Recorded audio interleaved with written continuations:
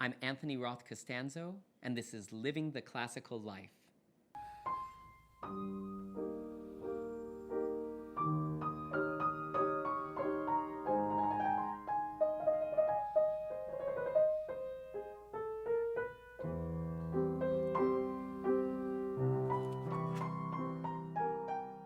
When you feel sad, what do? Give me a sense of what that sounds like. Yeah.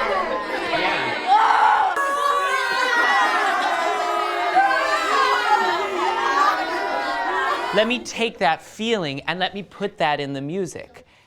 I want you to listen and see if this music can put you in touch with how that feels.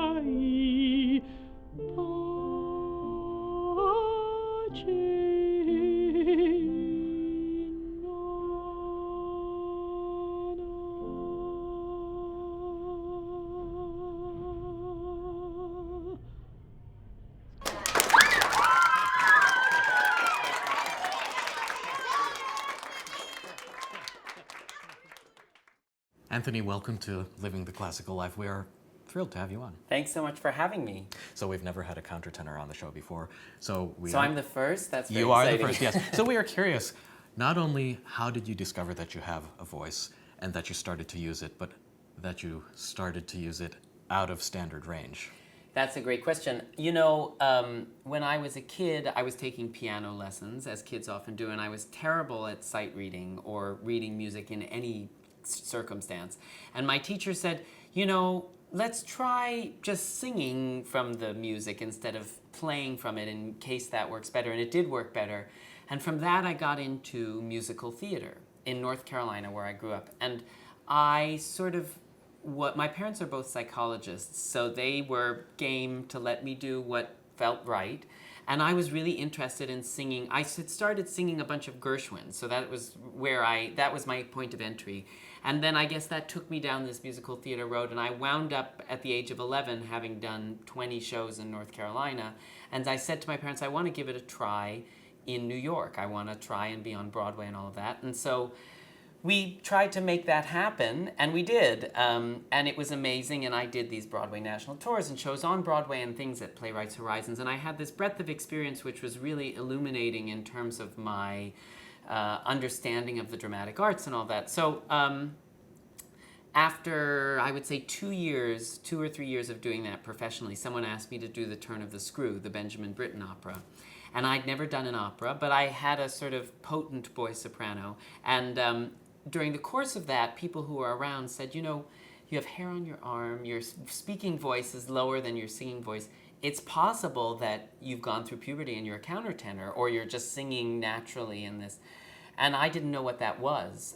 So I looked it up and I said, you know, basically this allows me to sing high. And also having two psychologist parents, there were no hang-ups about, you know, if your voice has changed, you shouldn't sing high, or, you know, there was none of that. It was just sort of like, sure, let's keep going. So I very gently, I wouldn't say I studied voice, because as a 13 or 14-year-old, studying voice in the way that we study it as adults is maybe not that effective. But I did sort of do scales and start to look towards these 24 Italian songs and things that would take me in that direction. And I did it as a countertenor, so I've always sung in the treble clef and never ventured down.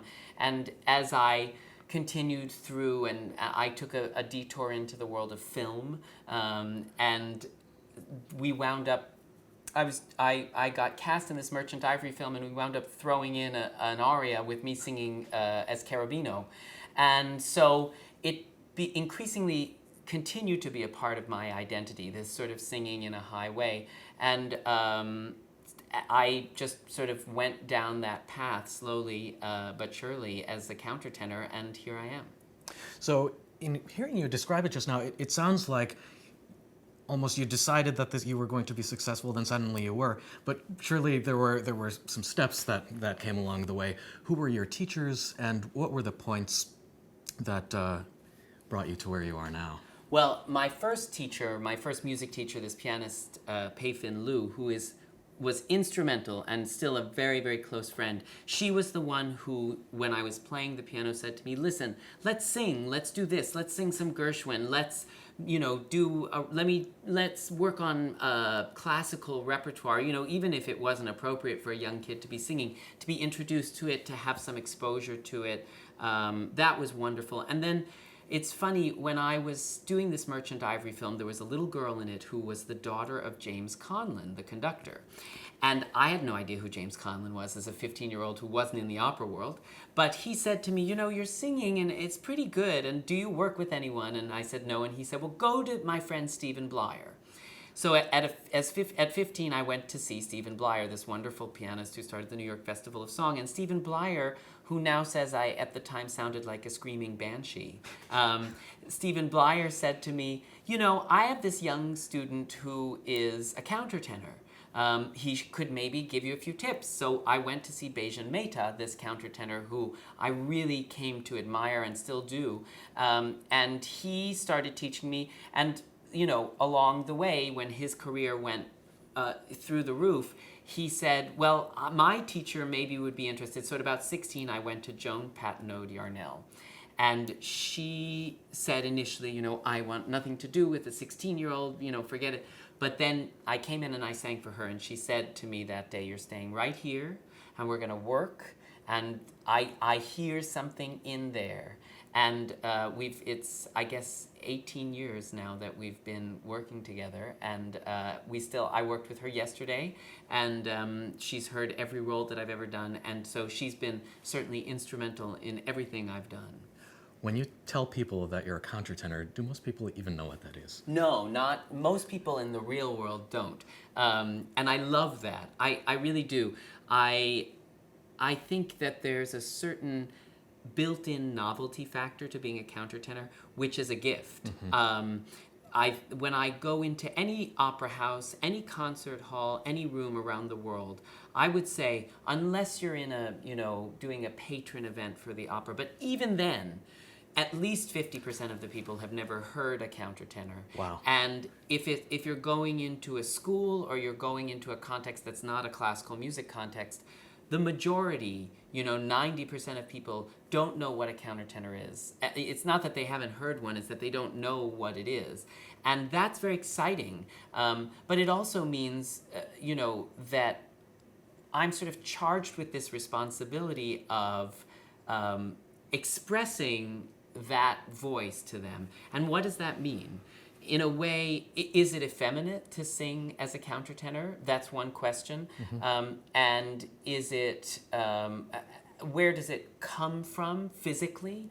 And I think that if you like with anything, the more comfortable you are with it in terms of its presentation, the more comfortable other people are. So I tend to present myself and the way that I sing. I want it to be honest and I want it to feel organic. I don't want it to at all feel contrived or as if I'm singing like this. You know what I mean? Because I want the countertenor to feel natural. And I still sing Gershwin as I did when I was a kid because I feel like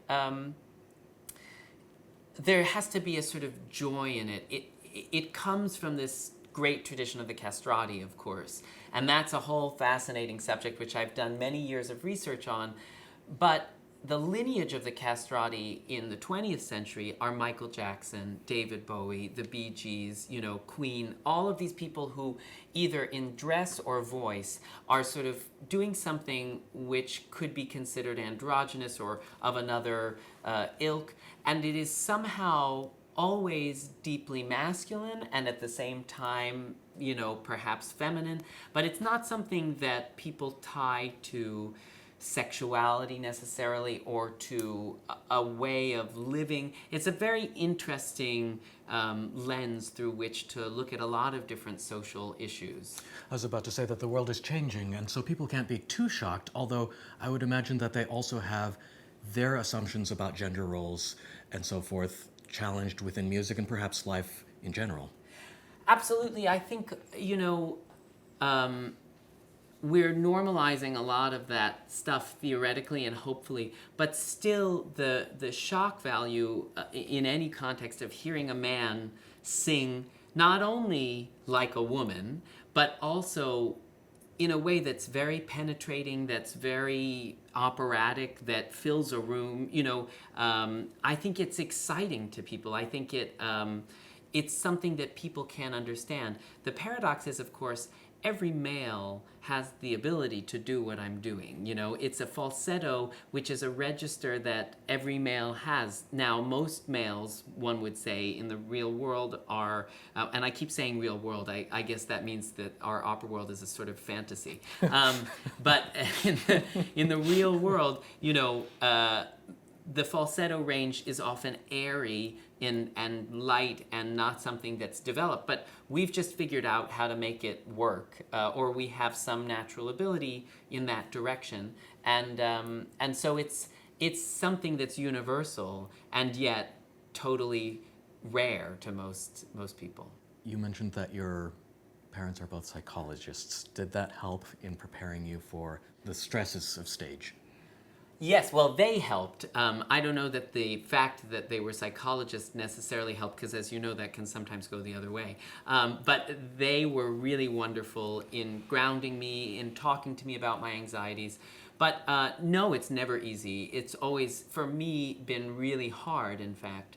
And the way I console myself is I sort of believe that performers who struggle through whatever they're struggling through tend to be more interesting on stage, because what we're watching when we see a performer, we don't want to watch a musician, we want to watch a human being. That's what I've found. And human beings are more than the music. They are their set of experiences, and when that comes through the music, then the music comes to life, it comes off the page. It has an ability to connect to people who don't know anything about the music. So I've certainly struggled, and I value those struggles. They've brought me through lots of, you know, interesting learning moments. But yeah, I was terrified in my in my debut as a professional performer doing a Broadway national tour of falsettos, which is about to open at Lincoln Center Theater now. I was thrown on after 7 days of rehearsal because the person I was supposed to go on for got sick early, and I remember being terrified. And you know, it's really the agony and the ecstasy. There are days now when I go on stage, that it's just, no matter what the context, whether you're at the Met or whether you're in someone's living room, when you are terrified because you've been on a flight and you're tired, or for whatever reason your voice is not where you want it to be, or you're not mentally where you want to be. And there are days when it is just a joy and so much fun. So it's 5 or 10 minutes before stage. You're backstage. It's your first time with a role. What do you tell yourself? How do you prepare yourself mentally? How do you calm the nerves? One thing that's been really helpful to me over the years is, you know, this idea that as performers we want to achieve perfection is detrimental, I think. First of all, because perfection is deeply boring. You know, it really is. I feel that when I'm doing perfection, I'm not actually connecting to text, which is very important, or making music, or doing all these other things, which are so much more interesting. So if I'm really nervous, or if it's a new role, or I'm feeling not up to snuff, I sort of tell myself, look, you've got what you've got right now, and what you have to do is the best you can do with that. And that generally calms me down. The other thing, which is a little bit more of a physical thing, is when you're looking out at a theater of 4,000 people and sort of taking that in and thinking about that, it can start to feel intimidating and it can compound the nerves that you already have. But you're ultimately standing in a space, even though it's probably with a big set and, you know, and a horse in the stable next to you or whatever. You're standing in a space and you're sort of in that space, and you can make the drama and the music within this little square that you're standing in. And sometimes thinking of it that way allows the audience to come to you, as opposed to feeling like you have to, with effort, push out towards them or do all of these things. And working with a great director, Phelan McDermott, he once said before a performance to me, in which I had to walk very, very slowly, which can be more challenging than it sounds. He said, my advice to you is when you take a step, just take a step. And it sounds very simple, but you know, sometimes you have to tell yourself, when I sing a note, I'm just gonna sing this note. And also to remember that when I go to a performance and I have these ears which are really attuned towards singers, I could probably hear what's going on, that when they, you know, miss a little something, or if that happens, most of the time I don't notice it. And even if I do notice it, it is so instantaneously forgotten in the context of all these other spectacular Olympic feats that they are executing in front of me. And so you remember that error that might happen feels so glaring to you in the moment, but really it actually doesn't impact the larger arc. So instead of thinking about the minutia, I like to try and phrase larger than that. So you're thinking about the phrase. Is it possible to also go a step further? I know that some of my colleagues run into this problem. They'll walk onto stage and say, in your case, this is the Ligeti opera, the Berlin Philharmonic, Sir Simon Rattle conducting. I better sing well in order to succeed here. This is a big opportunity. Gotta get it right. Does that kind of line of thinking enter? No, I mean, yes, I of course always am thinking, it's usually, am I going to sing well? Mm-hmm. But what I tend to think more is perform really well and nothing else will matter. Mm-hmm. So I think that the performance itself has to be the most important thing. And this is where I feel opera can often go astray, and classical music in general, when we are so focused on the singing being wonderful or the execution of the music being great. I think that we lose track of what makes music important for people who are not musicians and people who are in the audience, even if they are musicians. So also, when you go on stage with the Berlin Phil singing a Ligeti opera and you say, give this performance something, make it charged, your mind goes to that aspect of it. And even if it's a concert, even if I'm singing the Messiah where there's no staging and there's nothing, if my mind goes to, you know, he is like a refiner's fire. What does that mean? He is like a refiner's fire. And I'm thinking about that and what that performance means and the exhilaration of that, then I stop thinking about my voice. And now I have an A flat coming up where I have to do this, and then I should switch my position. Because as soon as you start thinking on that level, the flow state that sports athletes and sports professionals talk about this sort of state where your muscles are operating in perfect coordination in the way that you've practiced and all of that. That can be hindered when you start analyzing in the moment of performance all of the different mechanical things that have to happen. So if you take your mind to another place and you've done your homework, meaning you've rehearsed and rehearsed and rehearsed and you've practiced and your body knows what to do in the muscle memory, that can fall into place while your mind is on this sort of motivating and exciting thing of performance. Let's talk about acting a little bit. You've done quite a bit, including on film. Is the actor's work similar to the musician's work?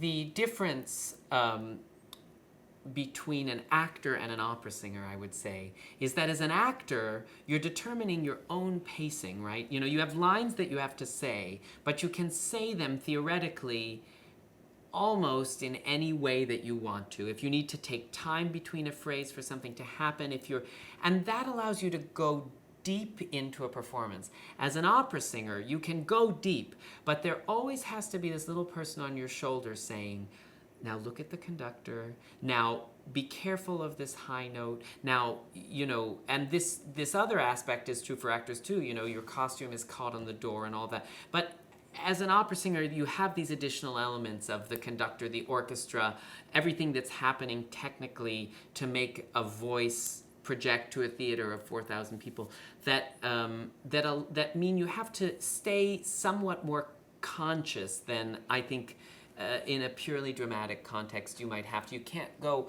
quite that deep in, or when you do, you often lose track of some important things. Speaking of actors, one of my favorites, Kevin Spacey, mentioned that knowledge of his previous successes does not give him additional confidence with his current project. Is that also the case for you? Well, I think it was Caruso who said, and I would never ever compare myself to him, but since you were talking about Kevin Spacey, that as he got farther and farther in his career, every time he went on stage, people were expecting Caruso.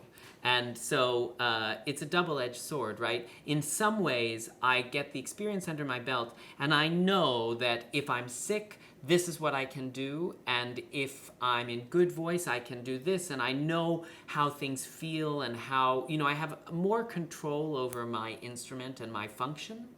But at the same time, as you go through your career, if you're having success, the stakes get higher, and people expect a level of quality which is commensurate with those stakes. And they also, if we're lucky, come to see us because we have had successes and they like us, and you want to deliver on that level. So in a way, it's always the same. As you get more confident, the stakes get higher and the expectations get higher. So I might have started with low stakes in small places and not a lot of confidence, but as my confidence got higher, so did the stakes. So it never really changes. So you've quickly found your way to success. Have you ever had to face self-doubts or setbacks or frustrations, any kind of challenges that inevitably all musicians have to face?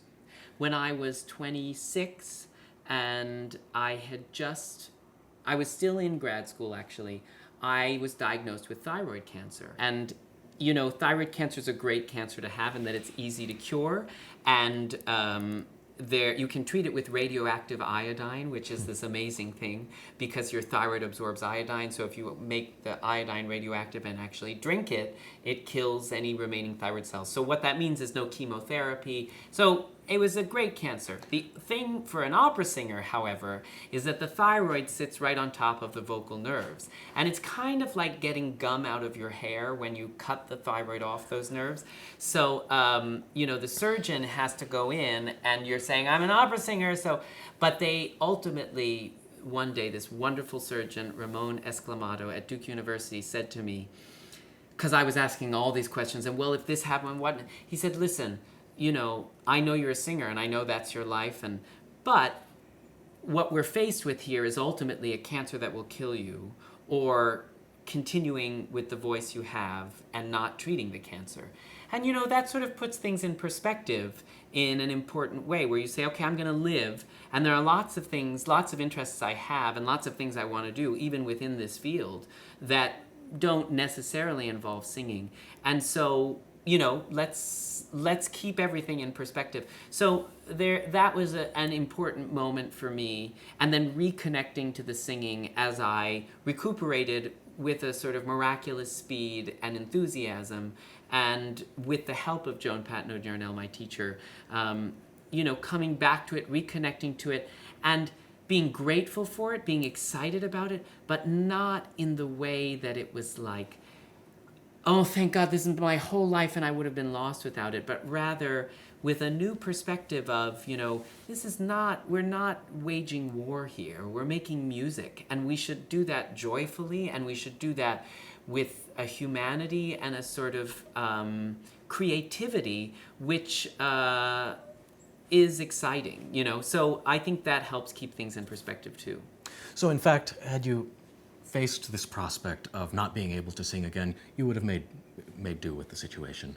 Yeah, it's funny, even being able to sing now, to a certain extent, I as a creative person have been doing all this curating and sort of entering into the world of, maybe you would call it administration, or creative thinking about projects. So my life as an artist goes beyond just being a singer, and I feel like singing is the foundation of a lot of who I am, but as a countertenor, you're not going to travel the world singing Violetta. You're not going to be doing Puccini and Verdi and all of this stuff. So you're not called every day saying, oh, fly here, fly here, fly here. As a countertenor, you can try and exist within this sort of microcosmic Baroque universe and this new music world. But I'm trying to forge my own path. I'm trying to create pathways with this inherent novelty of the countertenor voice to the world outside of classical music, and bring that classical music and that technique and that tradition and all of those beautiful things out there in interesting ways, collaborating with fashion, with art, with food, with other people, and finding ways to do that. And because of my upbringing in the theater world, in the film world, then briefly being the executive director of a dance company after college, and then sort of finding myself square in the middle of the fashion world and the art world, and performing in art installations and at fashion shows and all these different things, where before I sort of found myself in this world of the industrialized classical music lions, I bring that not only to my performances in those bigger venues, but I try and find ways to connect different disciplines and different art forms to create things which are new. I want to talk about one of your roles, because a lot of people liken being on stage to being naked in public. And in fact, you have literally been naked on stage. And what I'm wondering is that level of vulnerability different from what you would otherwise experience anyway? That's a great question. Can I equate the experience of being naked, and I wasn't singing well naked, I was just naked, but completely naked, I should say, in front of almost 3,000 people at the English National Opera. Is that different than the nervousness I get from singing? Yes and no. It's very similar in a way, because, not to be too specific, but you're asking your body to do something. Do you know what I mean? You want it to be calm, as it is when you're at home and in your practice room or whatever. You want it to be relaxed and all of that, and you don't want anything to change. But of course, the context is so crazy. So in that way, it's very similar. But the other thing which I found fascinating about this nudity in this Philip Glass opera, Akhenaten, is that I had to walk down a staircase of 13 steps very slowly, like 4 Philip Glass solid counts per each step. And as I'm walking down very slowly, I realized in rehearsals, and I started being naked in dress rehearsal, in any stage rehearsal, because I thought, let's get this out of the way so that it doesn't become a huge thing for the final dress. So I'm there, And I noticed that if there's a little bit of trepidation, either in your body language, in your face, or anything like that, people who are in the audience watching are turning to each other going, he's naked. Look, this is the moment. Whereas if instead, as you walk down the stairs, you look the audience in the eye with complete conviction, even if you're terrified inside or you're nervous or your foot is wobbling because you're not holding on to the railing and you're stepping, you know, if you have this sense of complete focus and you bring them to you, and there's not anything in your body which says, you know, I'm worried about being naked, they don't move. The audience looks right at you, and then it becomes artistic. Then it's not about sensationalism. It's not about, look at this nude person that we've shoved on stage. Then it becomes about a ritual or whatever it is in the context of this piece. And singing is very much the same. You know, to the extent to which you can inhabit your body and inhabit the music without having to process it while you're on stage, then the audience goes with you. And of course, inside, there are all kinds of things happening. But the art of it is learning to let go of as much of that as possible, and whatever you can't let go, you don't show. It sounds like that was a liberating experience, maybe empowering. Yeah, I think so. I'm about to do it again in Los Angeles in a month or two. We're doing this production of Akhenaten again. Will you have to endure another full body wax? Another full body wax, shaving my head, full nudity, the whole thing. And Los Angeles, I should say, is a different place than London for being naked, because the standards, again, are going up, you know, the body image thing in LA. So, you know, I'm going to the gym right after this interview, I promise. But yeah, no, it can be liberating and terrifying, but what's most important about all these things, you know, because people would say to me with Akhenaten, did they really have to wax your body? Did they really have to shave your head? Why couldn't they put you in a bald cap? Did they really have to? And Phelan McDermott, the director, said to me at some point, you don't have to shave your head if you don't want to shave your head. However, there's a kind of transformation, and what you're doing is a 3-hour Philip Glass opera that's very minimal, and you're on stage almost the entire time, and you have to carry that energy. So if I'm not in a different place, almost like a meditative different place, it's very hard to make that show take off. And so changing myself physically, getting in really good shape, waxing my body, shaving my head, being naked, these all take you immediately into this different place. I would wake up in the middle of the night in my bed and I would say, did I wet the bed? What happened? Why is everything so slippery? And then I would say, oh, right, I don't have any hair on my legs anymore. You know what I mean? And it feels so different. And being in that different space, it makes that crossing that line into another place, into another character, feel somehow, and it's, you know, I'm not one of these method people in that way, but it really does change the quality of the performance, I think. I know that you have many interests and many passions. If you look at the old world opera stars, many of them were very, very consummate livers of life, should we say. A lot of them were overweight and had foods named after them, chicken tetrazzini, peaches melba. You're not overweight, but I know that you cook.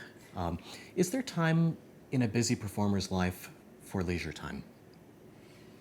Yes and no. I mean, my leisure time is also my work time. So I throw these supper clubs, which I love, and I do them wherever I am, but especially in New York when I'm at home with my KitchenAid and my Cuisinart and all of my gadgets, then it's even easier. But I'll generally have 15 people over, and it's always 5 courses.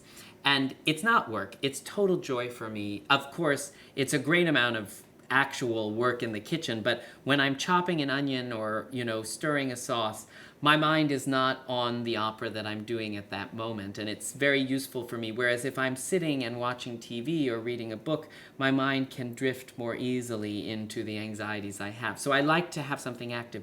But also, it's become a kind of salon in a way where the last dinner party I had was a collection of great ballet dancers and a theater director and a fashion person and a transgender cabaret artist mixing with an opera singer who is 75 years old telling stories of the old opera. And all of a sudden, I'm trying to understand how these things connect. I'm meeting people. People are saying, oh my God, you're doing this thing in, LA. You have to meet this person and work with them on this. So I like my leisure time to be productive. I like it not to be about singing. I like it to be about other things, but going to a museum and not necessarily looking at the painting and saying, I have to curate this show at National Sawdust and how can one of these paintings inspire it? But rather absorbing it, and then I find I get an idea for something a couple of weeks later that started in that museum. There's so much going on in the world today. What is the artist's relationship to the world at large? I was once dating someone who had been working in Iraq and had been there as a legal ambassador and, was doing things which were really, really, really important and continues to do things important. And he was not an opera fan at all. In fact, he doesn't still, and we're very close friends now, he doesn't like opera, but I still drag him to the opera, and occasionally he'll go, I kind of liked that. But I remember this moment many, many years ago when I was talking about something, as singers sometimes do, but I didn't get the vowel right because if I opened the vowel a little more, and he sort of stopped me and in a very nice way said, you spend all your day thinking about the shape of a vowel. And there are people dying and people, important things happening in the world, and that's what you're thinking about. And I thought about that for many years, and I thought, what am I, what is my role in some important way? But I think that the societies that have art as a part of their world have a kind of harmony and a kind of understanding between people that, and when I should say, when I say society, I don't mean any echelon of high or low society. I rather mean communities of people. That art brings them a kind of meaning which I think fixes a lot of the problems that this person was trying to fix, in a war-torn country. And when I say that, I mean that it gives us a chance to, let me put it this way, only a handful of times in our life do we experience an emotion at the height of what we experience in opera, right? Someone dying, someone completely breaking our heart, our husband leaving us. That only happens to us a few times in our life. In opera, we're exploring that every day. Every time you go to the opera as an audience member or as a singer, you're confronting these huge things.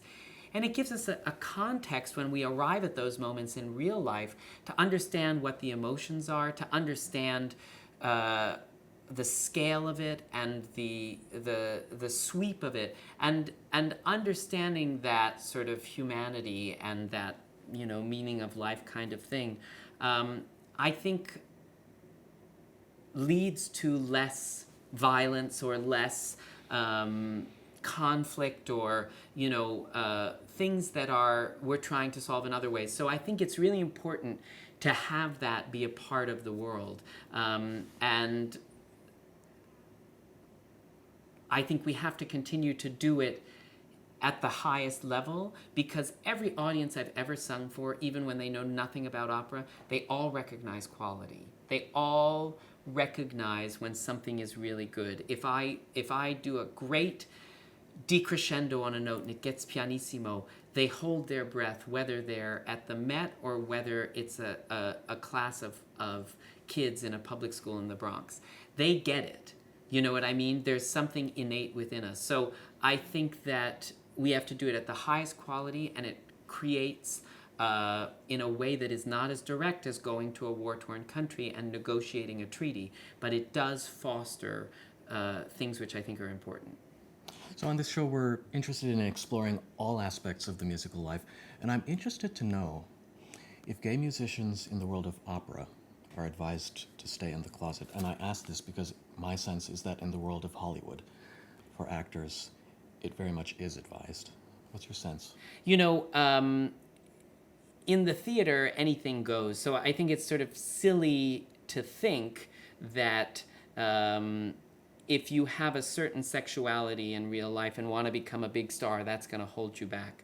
I know that there are people who feel that way, and also I think everyone should do what they want in terms of disclosing their personal life or not.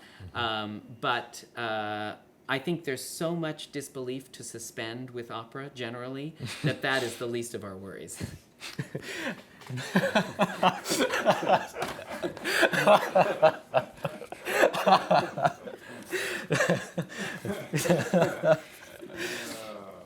Okay, so my final question. Thanks for that answer.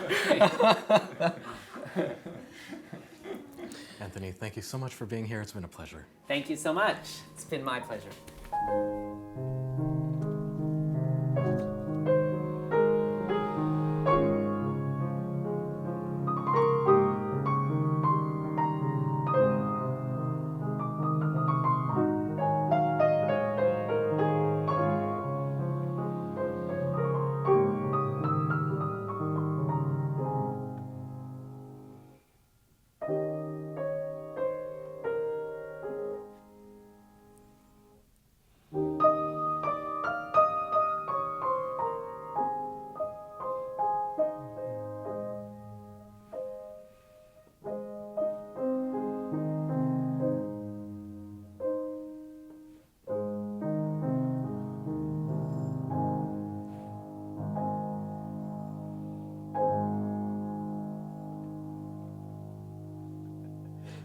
Awesome. It was fun.